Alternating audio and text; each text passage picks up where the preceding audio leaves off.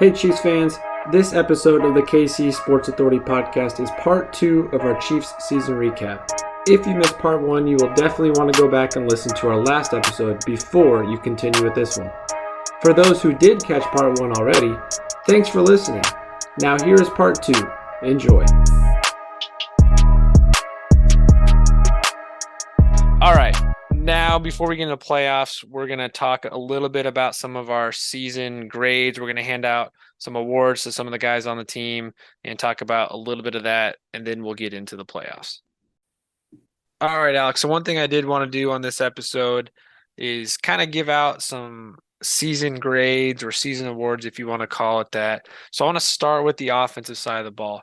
Outside of Patrick Mahomes, because that's the obvious, I want to hear your one or two guys that you think had the biggest, most impactful season on the offense, as well as a guy on the offense that surprised you.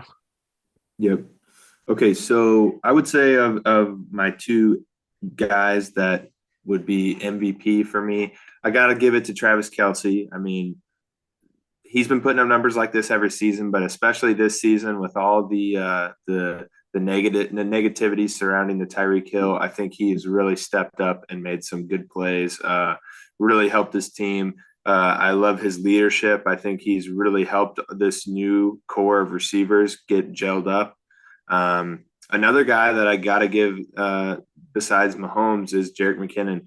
I mean, just the last few games of the season alone would be enough to put him in there. But I think he consistently makes plays when we need it. He has been clutch when we needed him to be clutch. He is always getting something, whether that be a first down, a touchdown when we need it. And like I said, he is just such a great threat from the passing side of being a running back. And then you had said one guy that surprised you on how good his season turned out to be. Yeah. It was kind of dual with Jerick, but let me think of one other guy. I want to say another guy that surprised me would be Pacheco.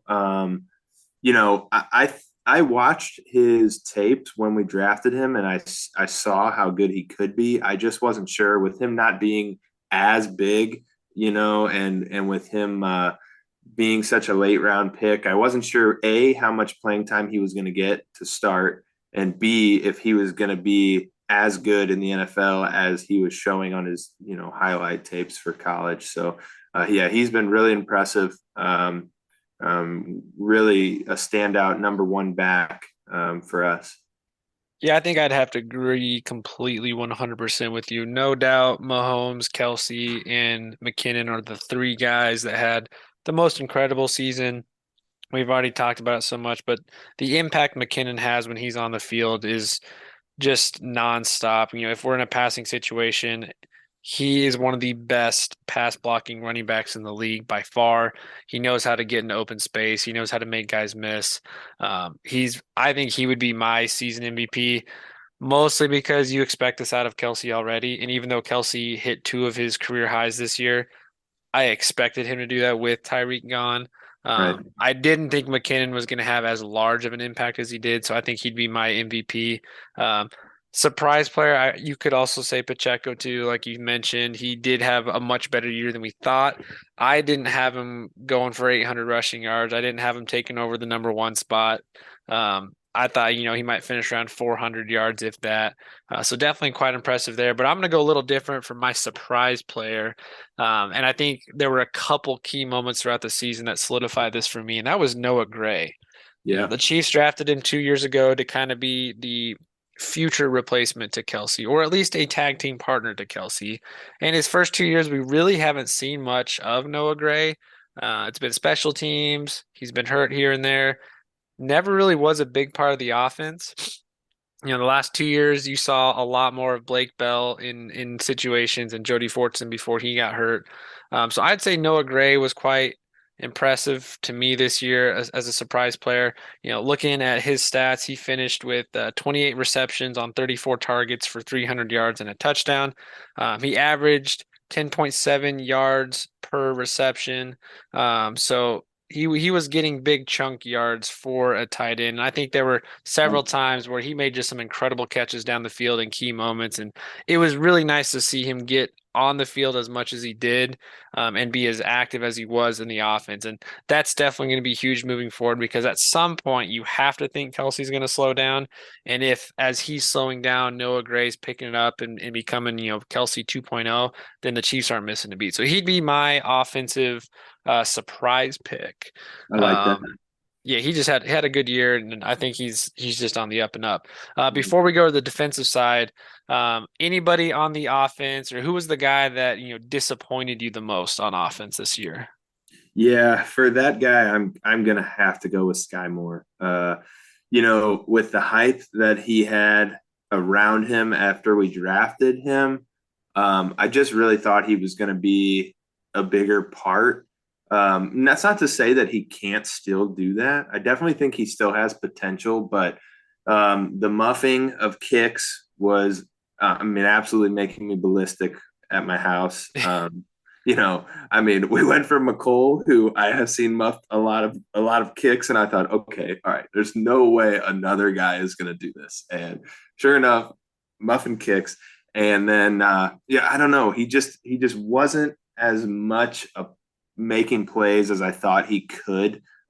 He's fast, and he should be able to get open, especially in the offensive schemes that we're playing. And I think he had a couple key drops, and I would have just liked to seen him be a little more active in the lineup. I wasn't expecting him to maybe be a starting receiver off the bat, but I was hoping to see him, especially after McCole got injured. I was hoping to see him get in the roster and make some plays. But yeah, he's going to have to be my most disappointing. I could say I think he has some room to grow for sure, but this season it was a little underwhelming. He kind of had a nice recovery towards the end of the year, making a few big plays. Definitely some big first down runs and catches there. Mhm. Yeah, he was one you didn't really know how to project his season. There were some guys out there that thought, he might be the surprise guy to lead the Chiefs in receiving. I never thought that. I mean, if anyone's paid attention to Andy Reid in the last almost 10 years with the Chiefs now, when you bring in a new receiver like that, they just don't accumulate the playbook as quickly as these veteran guys do. We saw Right, with Josh Gordon last year, it was a struggle to get him on the field. Um, and despite his talent level, I was just scratching my head the first half of the season going, how on earth can Sky Moore not get any time on the field? Justin Watson's getting more playing time than this guy. And nothing right, against Watson, but Watson's not an impressive athlete. He's pretty sure-handed, had a few drops throughout the season, but Justin Watson was getting triple the playing time that Sky Moore was. So something there, it had to have been learning the playbook a little slower, or right. maybe they just didn't want to expose him to too much early on and give him that pressure. So I think I kind of agree with you there. He had a down year, caught up towards the end of the year, had, like I said, Yeah, had a couple nice plays, is getting more active and involved, and hopefully we see some more of that. But definitely a missed opportunity with Hardman and Tony out for the last chunk of the season where he could have had a lot bigger impact. And some of that may just be, Mahomes goes to Kelsey, Juju, and McKinnon most of the time. So maybe it's just a byproduct of there's only so many, mouths to feed, so to speak. right. But my guy, I'm going to throw out there, he recovered nicely the second half of the year, the end of it, but I'm going to say Orlando Brown Jr., mostly because the guy thinks he should be paid like a top five tackle, and he finished nowhere close to a top five tackle. Mhm. Going into the bye week, or if you want to about that week 8 trade deadline,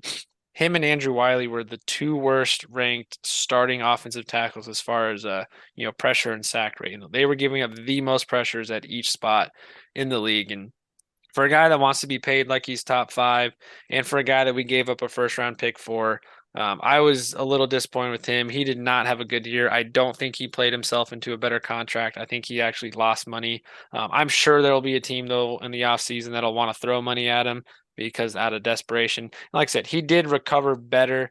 Um, but for as talented as he is supposed to be, watching his tape this year, there were just so many times where I'm watching him like, this guy's getting beat by average Everybody. linemen. Not the I mean, I'd expect him to struggle against the top guys in the league. Max Crosby always beats up the Chiefs when he's going against us, Joey Bosa.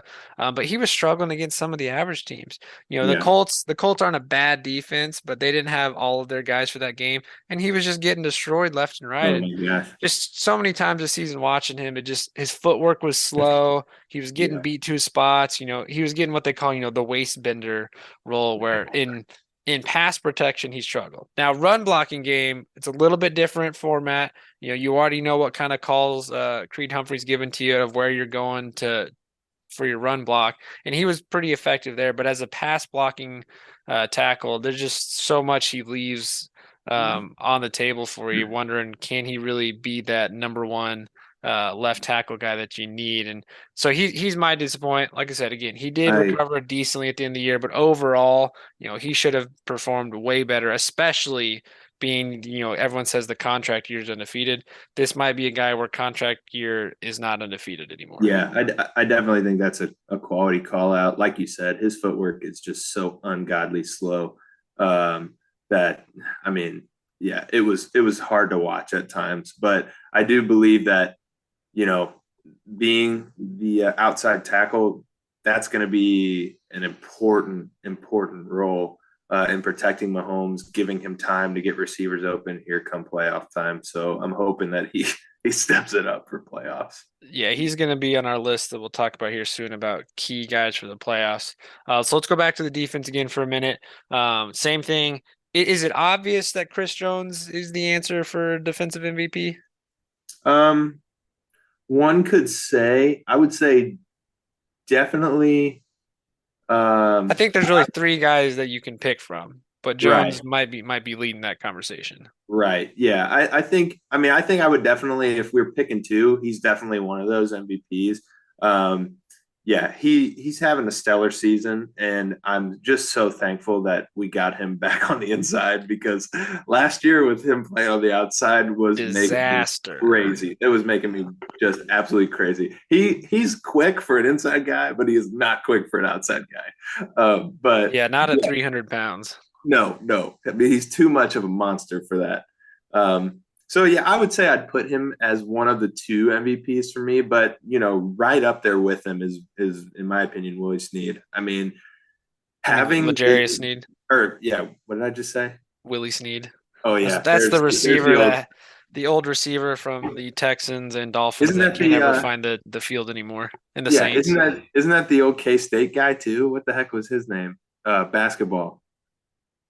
Was it he? Xavier There's Sneed. too many Sneeds out here in Kansas, but yeah, no, L'Jarius, I think that especially giving him the core that we put around him, having a bunch of rookies around him and knowing that he was going to have to shoulder a lot of this load, I think he's played outstanding.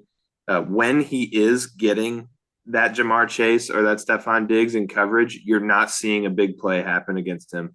And that is what we need out of him. We need nothing long. And I mean, we all can remember last year against the Bengals and Jamar Chase, Yep. like freaking literally jogging past defenses and just running up that total. So that is something we definitely don't need to see any more of. And I think L'Jarius Sneed did a really good job this year of that.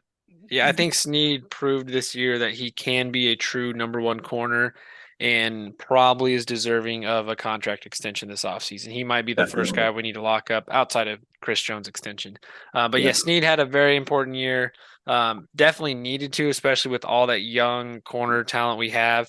What was crazy about Sneed this last half of the year, and one of the broadcasts, I can't remember which game it was. I want to say it was the Broncos game, maybe. I can't remember now, but they were talking about how this is one of the first times they've seen Spags let their best corner line up like a true number one corner, and not just play, the side of the field. So we saw Snead line up with the top receiving threat the Right. second half of the year. And I thought that was crucial because it takes so much pressure off those younger guys to perform. And Snead's Yeah. a pretty good lockdown defender. He's got more size. He can be more physical at the point of catch.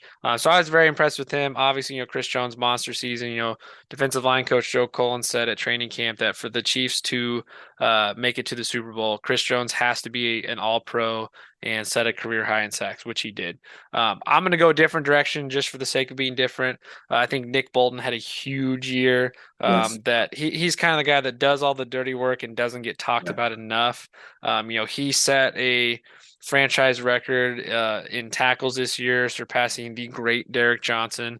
He's just a guy that every time a play needs to be made, he's there. He's getting to the backfield. He's stopping guys at the line of scrimmage. He's chasing running backs down if they get past the line. He just had a quite an incredible season. Very impressed with what he's been doing so far his first couple of years, and I think he's going to end up going down as one of the Chiefs' all-time greats at linebacker. But I think he had an incredible season. He just sets the tone physicality-wise. He wraps up. He knows how to tackle. Chiefs fans have seen so many times the last 10 years. Guys just running by and you're reaching out for him.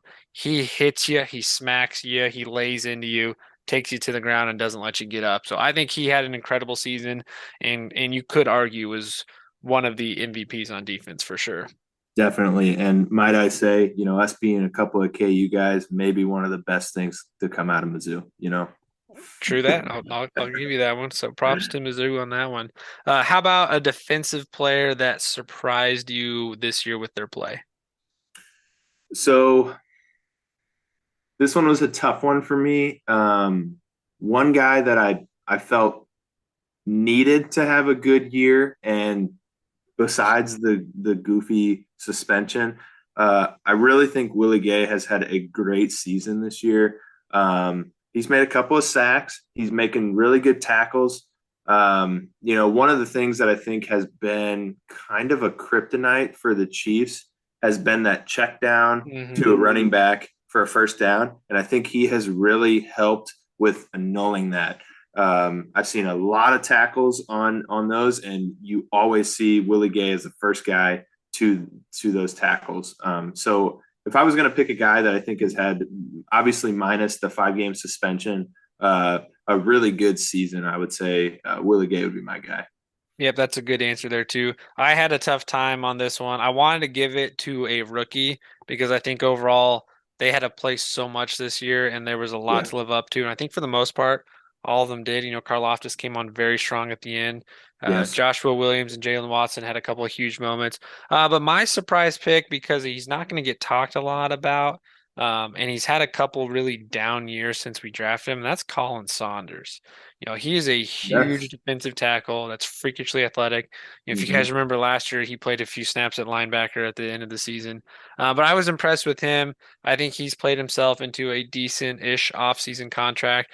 Saunders ended up with 48 tackles, 3.5 sacks, 3 tackles for loss. But I think he just provided a nice presence on the defensive line that we haven't seen next to Chris Jones in a while. And in some of those early down situations, was good at the point of attack, stopping the run up the middle. I was impressed with him, and I think he has been quite important to this line. And when you're alongside Chris Jones, he's going to get the double team, so that gave Saunders some opportunity to showcase what he can do. And when those two guys are going in the middle, then Karlaftis, Dunlap, and Clark on the outside have a lot of opportunity to wreak some havoc. So I was impressed with him. He's kind of my defensive takeaway. How about a disappointing guy on the defense? Okay. Or a guy that didn't really live up to the hype. Yeah, it's tough to say about living up to the hype. This is a tough one for me. I don't want to say that Joshua Williams had a bad year, because I think he had a good year, all things considered. But the thing that's been killing with me is the a multitude of holding or PIs that he has gotten. What was it? I think it was against the Broncos. He had like 3 PIs or a PI, a hold, and then a PI on 3 plays in a row. That is something that it just can't happen, especially coming here into the playoffs. Another guy that I guess, I don't know. This one's tough for me. Deion Bush, I thought maybe could could kind of fill a role. He's at least had a couple more seasons to Mhm. kind of get accustomed to the NFL. I thought he would be able to help us on the defensive back end, but he really didn't do much this year at all. So I don't know. That's tough for me, but it'd probably be I don't know. It'd be somewhere between those two. I would say. Not, and I don't want to say Joshua Williams had a bad season because I really do think he had a good season, especially being a rookie. I just can't stand the PIs. Yeah, definitely a little aggressive, handsy at the early part of the year. I think this one, there wasn't really anybody that I think had an awful year. Obviously you could say Frank Clark just because of the contract, but I think everyone understands at this point he's a 4 to 5 sack guy. As long as he shows up in the playoffs, you're not too worried. Um, I had a hard time on this one too, just because I think overall it was a pretty decent year as the season Yeah. progressed. Chris Jones did what he needed to do. The linebackers did what they needed. You could maybe say Juan Thornhill didn't quite take enough of a jump like we thought he could, or even Justin Reed. Justin Reed didn't show up on the field as much maybe as you thought, but I'm gonna go with a guy again that's probably not gonna get talked a lot about, and that's probably more so because Colin Saunders had a good year. But I'm gonna go with Derek Nottie on the defensive line. He was a guy, the last couple years has had a pretty good career with the Chiefs so far as a run stuffer, big body defensive tackle. And he was a guy when Chris Jones was playing on the outside, got a lot of playing time. And I guess I'll give him my disappointment season just because we didn't see a lot from him. I don't know how much of that is him not progressing or how much of that was just Colin Saunders jumping off the page this year. But I'll give it up to Noddy. I think he has a little bit more to showcase because statistically there's really not much to talk about there. Yeah. 25 tackles, 1 tackle for loss, no sacks. So I'm gonna give it to him. Yeah, finding a disappointment on the defense is tough, but hey, I like the sound of that. Usually it was a lot easier to find a disappointment on the defense. Yes, so I'll take that too. In a year, there's plenty to be thrilled about with this defense and a lot to look forward to. I Yeah, guess if you wanted to give someone a bad season, you could say Spags struggled the first half of the year with adjustments maybe, but overall, the defense improved like they have the last couple of years right. to something that could potentially slow teams down. So really, it's Yeah, just a matter of can they show up in the playoffs and slow down these top tier offenses. yeah, and So I think I was gonna say I think Spags making quality decisions is gonna be Mhm. huge, just because like we've been talking about. I know he loves to be aggressive, and I love that about him. But Yeah. you choose to be aggressive on the wrong play, and you got, like I said, Jamar Chase on freaking Cover Joshua zero Williams. blitz. Yeah, you got Just Jamar waiting Chase deep. on Joshua Williams, and he is never going to make a play on that Yeah. ball. So Yeah.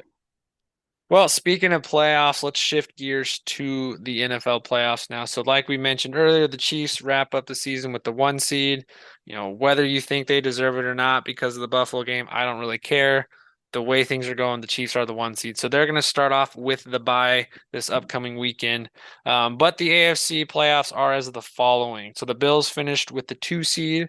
They will host the divisional round game, well, a wild card round, but they'll host divisional opponent Miami Dolphins, who sneaked in with a last second field goal in their game against the Jets. So Bills Dolphins, that's a 2 versus 7 seed at home in Buffalo. The Bengals, of course, everyone knew no matter how the game went with them in week 18, they were going to play the Ravens in the wild card anyway, just because of seeding. The Bengals win the division, get the 3rd seed. They'll be playing the Ravens at home. And then the Chargers, who finally squeaked into the playoffs with Justin Herbert, they are playing at divisional champ Jacksonville Jaguars. That's kind of weird to say. Trevor Lawrence in his 2nd year led them to the playoffs. So they end up taking the 4 seed, even though their record was worse than some of the other teams that could have been in here. So the Chiefs, we don't know who they'll play yet. They will get the lowest seed of the wild card round. So if you're just looking off that, it's more than likely going to be the Dolphins or Ravens in the divisional round. I'm sorry. Not the Dolphins or Ravens. I'm talking Chargers or Jaguars, because you would probably expect the Bills or Bengals to win. But Right. if the Dolphins or Ravens can pull off an upset, then the Chiefs would be hosting a game at home. It'd be kind of fun to see the Chiefs host Miami and get Yes. Tyreek back here just to crush them in the playoffs. Yeah. But as we're looking at the playoffs seating here, obviously that Bills Bengals game being canceled throws a lot of implications into how the playoffs are going to be done. So let's just talk about that decision to make the AFC Championship game a neutral site if the Chiefs end up in the championship game against the Bills or the Bengals. What were your thoughts on that decision? Do you like it? Do you hate it? And where do you think a potential game will be held if that is what happens? Yeah. I as much as I would love to have a good home field advantage for every game, we did lose to the Bengals and we did lose to the Bills, and so I definitely think it's fair. Obviously nobody could have predicted what happened for that game to be canceled, but obviously I thought it was the right move for them to cancel that game. There's no way you can expect guys to go out there and give it their all after they just saw somebody almost die. So that's never going to be a recipe for success. So with all things considered, I definitely think it's fair. I think it will make it significantly tougher with with the Bills and the Bengals kind of being. I mean, it sounds weird to say the Chiefs' kryptonite, but I feel like the Bengals especially have been our kryptonite for the last couple seasons. If I had to pick a place where they could play, I'd love for it to be somewhere where we're indoors or where it's warm. I don't want to play in the cold. It'd be kind of cool to play in Phoenix. We'd get a little accustomed to Super Bowl. I don't think they'd let us do that though. Yeah, I don't think they'd go Phoenix back to back or 2 out of 3 weeks. Yeah, but I don't know. That's a good question. I would just like it to be somewhere where it could be enclosed. Maybe they throw us in Atlanta in the Mercedes-Benz Dome. It's new, it's fancy, could draw a good crowd. Yeah, that was my guess too. It'd probably be Atlanta. Yeah. So yeah, that'd be where I'd pick, I'd say. I think they'll pick a team that's not in the playoffs or a team. Right. I don't think they'd go with, like, let's say the Jacksonville Jaguars were to lose the first week. I doubt they're going to go play the game there. But I could see them turn around going, you know what, screw it, let's just put it in LA because it's a big market. But Atlanta to me is the place I think makes the most sense. But one thing you mentioned, I think you had an interesting point that I haven't really heard in any other sports talk right now. You said that you think it's fair the Chiefs may not get a AFC Championship game at home if it's the Bills or Bengals because of the fact that we lost to both of them this year. That is a take I haven't really heard anyone talk about, and I think I have to agree with you there on that. Before you mentioned that, I was going to say I don't think it's fair. I understand why they did it. It's probably the best decision they may have come to. But you're also like, well, the Chiefs had the higher record. They should get the home field advantage. But I think the point that you made there of them already losing to both the Bills and Bengals, that if they had to play them again, then a neutral field makes sense. And I think I agree with that take just because of the fact that they beat us. They both Right. had our number this year. And so, yeah, it is fair. If you couldn't beat them in the regular season, then why should you get home field advantage? Right. I'd still take the Chiefs in a neutral site. I think Chiefs fans travel better than most franchises. However, I do think, Bills fans this year, if they make it, they'll be there 100% showing up, especially for their teammate Damar Hamlin. But I'd still take the Chiefs in a neutral setting any day of the week. We still have the best weapon in Mahomes and the best offensive-minded coach in Andy Reid. So I'd still take them there. And for all we know, maybe the Ravens upset the Bengals. I would love to And see we that. don't have to go through this scenario at all, or maybe the Bills drop one this upcoming weekend, and same thing, we wouldn't have to see them at all against the Dolphins. So you never know what could happen there. If it does end up being a different team, then of course the Chiefs get to host that AFC Championship game for the 5th straight year, which would be so awesome. So we'll preview a couple quick matchups. Who are, I guess, the only thing we need to ask is, as a Chiefs fan, I'm not too worried about playing the Chargers. The Chargers always do what the Chargers do, and they find a way to lose games. The Ravens, Lamar's been so beat up, we don't even know if he's going to play. The Yeah. Dolphins, no Tua. There's really no threat at quarterback, regardless of Waddle or Hill. Yeah. Jaguars are a little interesting. Their defense is pretty solid. Yeah. And Their Trevor offense. Lawrence is coming to his own. But as a Chiefs fan, who are you worried most about seeing in the playoffs, or who do you think the biggest obstacle is between us and the Super Bowl? Yeah, I mean, honestly, if I'm choosing between the Bills and the Bengals, I actually would choose I would choose to play the Bills before I choose to play the Bengals.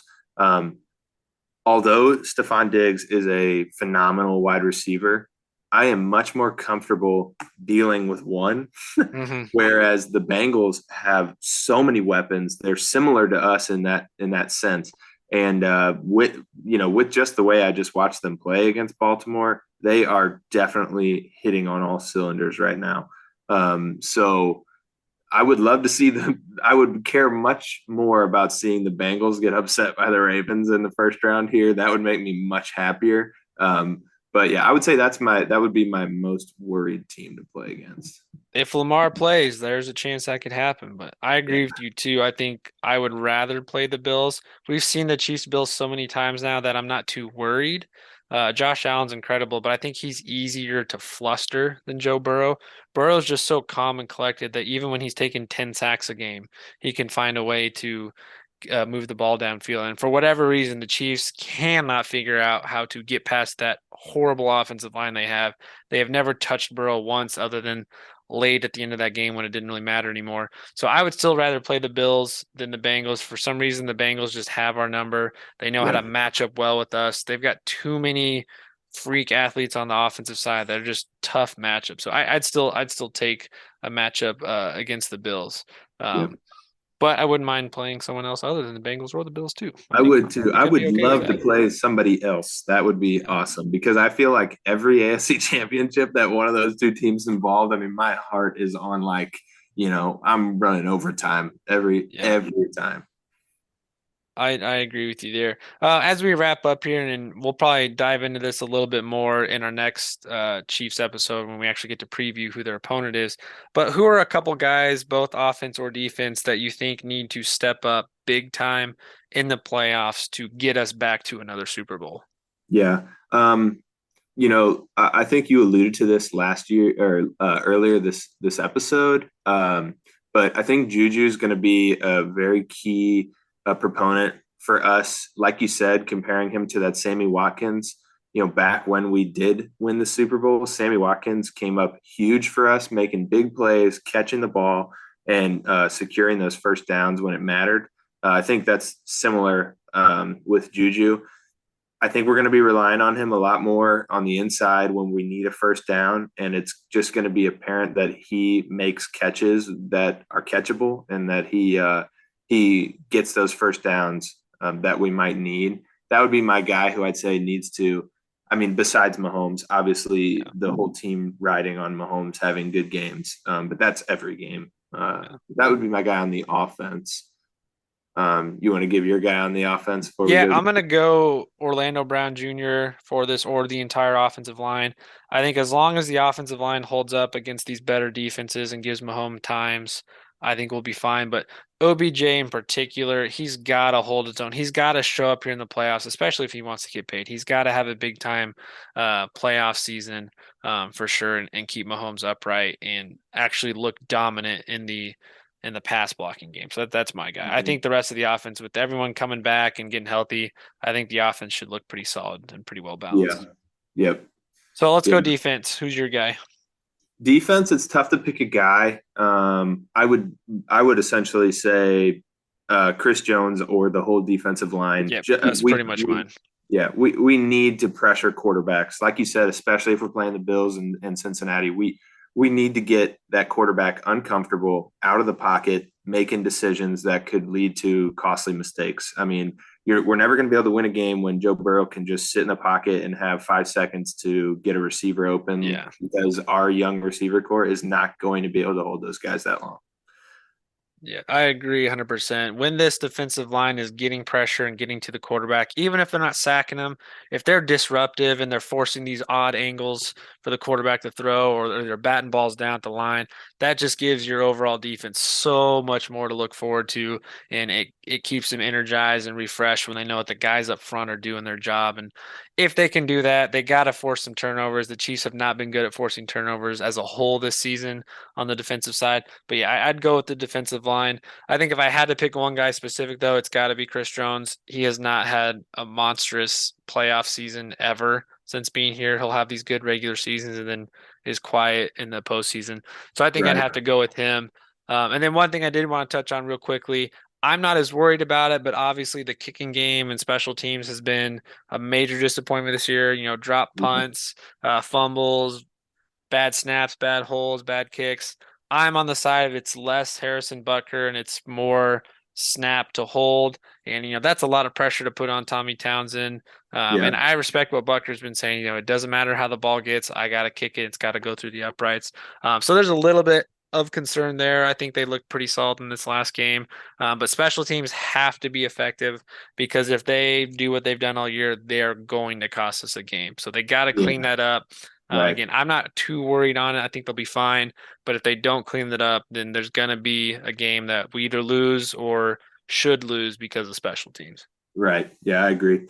And I think there's nothing to showcase that more than that Houston Texans game. I mean, that special teams, if we see anything like that, that's bad news. So, yeah, we need to definitely clean that up. Harrison Butker has been historically in the last couple of seasons pretty good in the postseasons in terms of being money on kicks. So, yeah, I'm not super worried about it, but it definitely, if it gets out of hand, can cost us. Yeah, I agree. Well, do you still feel confident the Chiefs find their way to the Super Bowl? Yeah, I feel like there is definitely a path to be had there. There's going to be some tough games, but that's the playoffs. And especially if we could make it to the Super Bowl, I don't see any team in the NFC that's going to give us as hard a challenge as the Bills. I'm not too worried. Maybe the Cowboys defense, but I don't trust Dak Prescott right now. And especially after what I saw today. Oh my God, that looked horrible. I would love to see the Chiefs end up playing the Eagles just for Andy to play his old team there. I think that'd be a fun matchup. I don't really care to see the 49ers again. We've already seen that, done that. It would be interesting to get Tom Brady back in there and let Mahomes beat him in the Super Bowl and kind of get some revenge there. But still got a couple of big games ahead of them before we even talk Super Bowl. So, Alex, thanks for joining me with this today. I had a lot of fun talking the Chiefs. I know it's been weeks. We haven't talked all season about the Chiefs. I'm glad we got that in finally. You guys, Chiefs fans, this was our season recap. A good season, 14-3, number 1 seed again. Since Mahomes has taken over at quarterback, the Chiefs have never been lower than the 2 seed. And in that entirety, he's hosted the AFC Championship game every postseason. So let's make it 5 for 5 and hope that the Bills or the Bengals get knocked off so we don't have to have a neutral site game. But that's the season in review. Solid season overall. A lot to be impressed with. A lot of young guys that had good seasons that should be foreshadowing the career to come. But now it's playoff time. Regular season's over. It's back to 0-0. None of those stats matter. Everyone's starting from scratch. And, the Chiefs get a week to rest, find out who their opponent's going to be, and then a full week to prepare and get to the postseason. So stay tuned for our upcoming episodes. Once we know who that opponent is next week, we will break down that divisional round matchup for that following weekend. In the meantime, guys, thank you so much for listening to us today. You can find our podcast episodes on Spotify and on YouTube. Wherever you do find us to listen from, please hit that subscribe button. Leave us a review if you can. Let us know what you think. Leave your comments below in the videos to kind of tell us, do you like what we're talking about? Are you comfortable with what we're sharing?